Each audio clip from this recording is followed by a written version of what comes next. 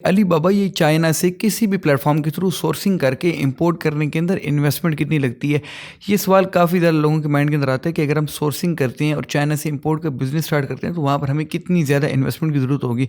देखिए, स्टार्टिंग के अंदर मैं आपको कभी भी ये सजेस्ट नहीं करूँगा कि आप बहुत ज़्यादा बड़ी इन्वेस्टमेंट से करें, लेकिन मैं आपको एक आइडिया दे दूँगा इस वीडियो के अंदर कि आपको एटलीस्ट कितनी इन्वेस्टमेंट जो है वो लगती होती है और किस किस हिसाब से लगती होती है।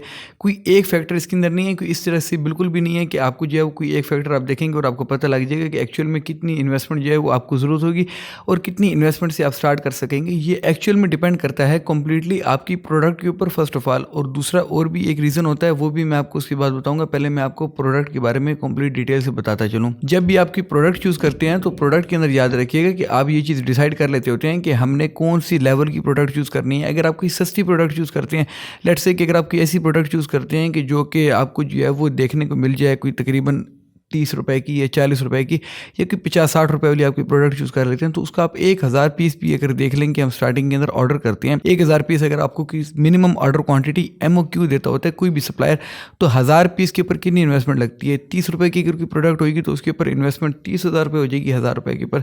ये EXW रेट की मैं आपको बता रहा हूँ। इसके बाद फ्रेट वगैरह इंपोर्ट करने के लिए जो यूज़ होता है वो ज़ाहिर बात है कि इसके अलावा एक्स्ट्रा होता है, लेकिन ये अभी आप EXW को पहले समझ रहे हैं कि EXW का मतलब होता है एक्सवर्क के अंदर आपको जो है डायरेक्टली जो चाइना का रेट है वो आपको पता लगे कि आपकी प्रोडक्ट की इतनी प्राइस है।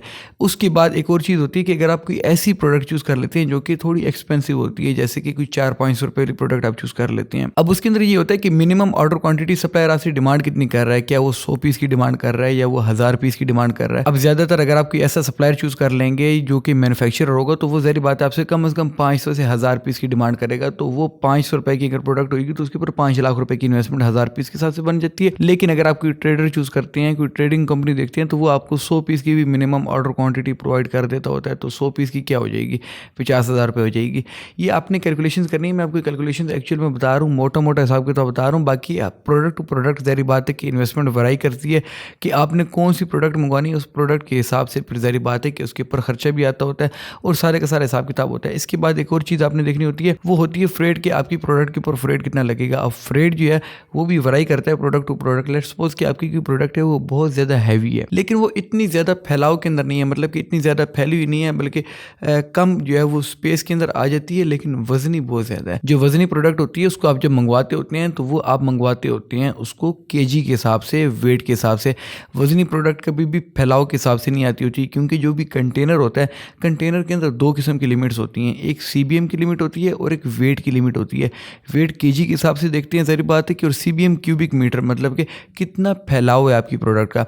अगर ज़्यादा फैलाव होता है, कम वजनी प्रोडक्ट होती है, जैसे कि काफ़ी ज़्यादा आइटम्स होती हैं, खिलौने हो गए बच्चों के, प्लास्टिक की आइटम्स होगी, उनका इतना वज़न नहीं होता लेकिन उनका फैलाव काफ़ी ज़्यादा होता है। तो ऐसी जो प्रोडक्ट्स होती हैं वो फिर वेट के अंदर नहीं आती होती, बल्कि वो फिर CBM के हिसाब से आती होती हैं, और उसके ऊपर जो चार्जेस लगते हैं, जो किराया लगता होता है, वो CBM के हिसाब से लगता होता है। अब यहाँ पर आप ये चीज़ समझ गए हैं कि भाई एक वेट होता है और दूसरी प्रोडक्ट की प्राइस होती है। तीसरी होती है कस्टम ड्यूटी। अब कस्टम ड्यूटी भी कंप्लीटली डिपेंड करता है प्रोडक्ट टू प्रोडक्ट कि आप कौन सी प्रोडक्ट मंगवा रहे हैं, उसकी वैल्यूएशन कितनी है। हर प्रोडक्ट की वैल्यूएशन के हिसाब से जो है वो उसके ऊपर कस्टम ड्यूटी लगती होती है। कोई एक प्रोडक्ट अगर आप ऐसी मंगवा रहे हैं जिसकी वैल्यूएशन फ़र्ज़ किया कि $2 की है, और वो प्रोडक्ट आपने खरीदी है लेट्स सपोज के $5 की, लेकिन आप जो उसके ऊपर कस्टम ड्यूटी पे करेंगे वो $2 के हिसाब से पे करेंगे, क्योंकि उसकी वैल्यूएशन इतनी है कस्टम्स के अंदर। और ज़्यादातर जो क्लियरिंग एजेंट्स अप्लाई करते होते हैं कस्टम ड्यूटीज़ पे करने के लिए, वो एक्चुअल में उन्हीं वैल्यूएशन के हिसाब से अप्लाई करते होते हैं और उसी हिसाब से वो पे करते होते हैं।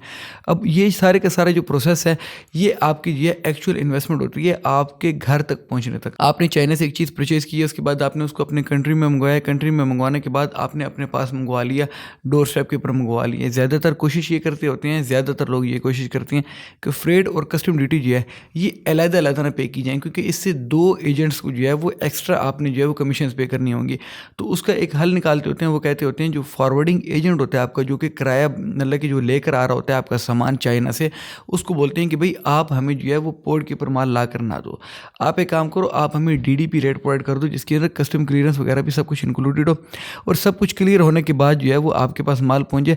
इस प्रोसेस को हम कहते हैं DDP फॉरवर्डिंग। अच्छा, DDP फॉरवर्डिंग के अंदर जब आपके पास माल आ जाता है तो उसके अंदर आपको एक कैलकुलेशन करनी काफ़ी ज़्यादा आसान हो जाती है कि प्रोडक्ट कितने की मिल रही है। प्रोडक्ट आपने एक बात याद रखनी है कि सस्ती तरीन सोर्स करनी है, क्योंकि किराया और जो कस्टम ड्यूटीज़ हैं ये सेम ही होता है। कोई भी बंदा मंगवा रहा है तो इतना ज़्यादा इसके ऊपर फ़र्क नहीं पड़ता होता, किराया कई दफ़ा थोड़ा बहुत ऊपर नीचे हो जाता है, कस्टम ड्यूटी तो वैसे ही बिल्कुल सेम रहती है। तो आपका जो सारे का सारा इफेक्ट होता है वो होता है आपकी सोर्सिंग के अंदर, कि आपने सोर्सिंग सस्ती तरीन करनी है। आपको पता होना चाहिए जौन सी प्रोडक्ट आप सोर्स कर रहे हैं वो आप बहुत ज़्यादा बेहतरीन रेट के ऊपर सोर्स कर रहे हैं, ताकि आपको उसके अंदर मसला ना बने। अगर आपको सोर्सिंग के अंदर मसला नहीं बनता, देन आपके लिए बाकी मामलात इतने ज़्यादा मुश्किल नहीं होते। ये चीज़ काफ़ी ज़्यादा लोग जो है एक और चीज़ को स्लिप कर देते होते हैं यहाँ पर। जब आप सोर्सिंग कर रहे होते हैं तो कंपनी को आपने लाजमी देखना है। कंपनी को आपने देखना है कि जिस कंपनी से आप काम कर रहे हैं उसकी एक चीज़ आपने ये देखनी है कि उस कंपनी का बिज़नेस लाइसेंस कैसा है। बिज़नेस लाइसेंस की जब आप मुकम्मल तौर के ऊपर वेरिफिकेशन कर लेंगे, उसके बाद फिर आपने जाना है कंपनी की और मामलात की तरफ कि भाई ये हमारे साथ लॉन्ग टर्म चल सकेंगे या नहीं चल सकेंगे, ये ऑलरेडी हमारे मुल्क के अंदर काम कर रहे हैं या नहीं कर रहे, अगर कर रहे हैं तो किस लेवल के ऊपर कर रहे हैं, अगर नहीं कर रहे तो क्या ये हमें कोई इस किस्म की डील प्रोवाइड कर सकते हैं जो कि हमारी और इनके लॉन्ग टर्म रिलेशन के ऊपर बेस्ड हो। ये सारी की सारी चीज़ें आपने देखनी होती हैं, तब जाके जो है वो आप फाइनलाइज करते होते हैं अपनी डील्स को, ताकि आप जो है वो लॉन्ग टर्म चल सकें। एक दफ़ा की मेहनत होती है, आपने अपनी सप्लाई चेन बनानी होती है। सप्लाई चेन बनाने के बाद कोई मेहनत नहीं लगती होती।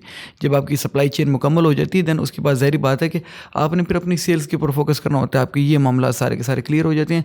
सेल्स के अंदर आपको भी पता है कि भी वो इतना ज़्यादा मसला नहीं होता जब आपकी परचेज़ बहुत ज़्यादा अच्छी होती है। आप मार्केट के अंदर कंपटीशन से भी बेच सकते हैं और कंपटीशन करते हुए भी आप अच्छा भला प्रॉफिट उठा रहे होते हैं। इसी को कहते हैं कि बेस्ट क्वालिटी की आपने सोर्सिंग करनी है अपनी, ताकि आप प्रॉफिट्स के अंदर रहें, चाहे जिस हिसाब से भी रहें, चाहे वो आप जो है वो सेल्स के अंदर जो है कंपटीशन करके करें या आप कोई ऐसी प्रोडक्ट कर रहे हैं जो कि ज़्यादा नहीं लोग ला रहे हैं, तो उसके अंदर आप अपने मार्जिन्स को बढ़ा के जो है वो अपना एंजॉय करें। जिस तरीके से भी करें, सारी की सारी चीज़ें जो डिपेंड करती हैं वो आपकी सोर्सिंग के ऊपर करती हैं कि आप किस लेवल की सोर्सिंग करते हैं। Well that's all for it. दो अल्लाह हाफ़िज़, टेक केयर ऑफ योरसेल्फ।